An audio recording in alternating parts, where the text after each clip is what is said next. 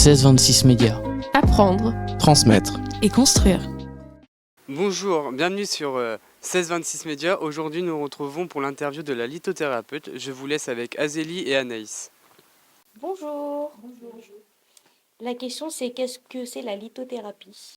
Alors, la lithothérapie est une pratique pseudo-scientifique de médecine non conventionnelle basée sur la croyance en un pouvoir qu'auraient certains cristaux de bijouterie au contact ou à proximité de l'être humain.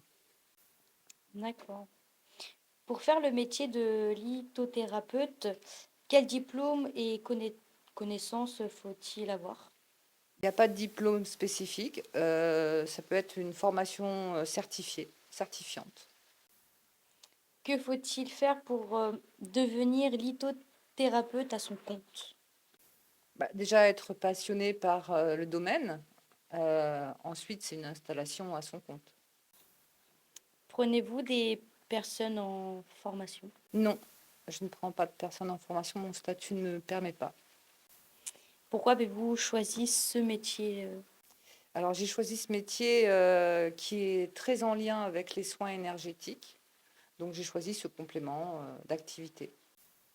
Combien gagnez-vous à peu près en salaire? Alors pour l'instant, je ne retire pas encore de salaire, pour le moment, parce que je viens d'ouvrir en fait. À quoi servent les pierres naturelles? Alors les pierres servent à équilibrer nos énergies physiques et psychiques et apaisent. Bonjour. J'aurais aimé savoir du coup comment purifier et recharger les pierres. Alors pour purifier les pierres, on peut les passer sous la fumée de la sauge, les passer sous l'eau, les recharger à la lune ou au soleil. Quels sont les différents types de pierres? Il en existe plus de 300 différentes. Il y en a pour toute chose en fait. À quoi servent les pierres et cristaux de guérison? Les pierres de guérison servent à soutenir nos énergies en cas de soucis.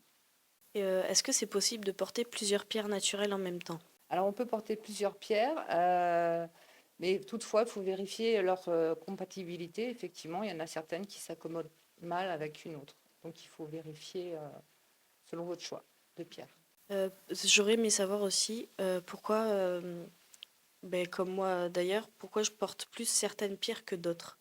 Sans doute que de manière inconsciente, vous êtes attiré par certaines pierres parce qu'elles correspondent à vos besoins du moment.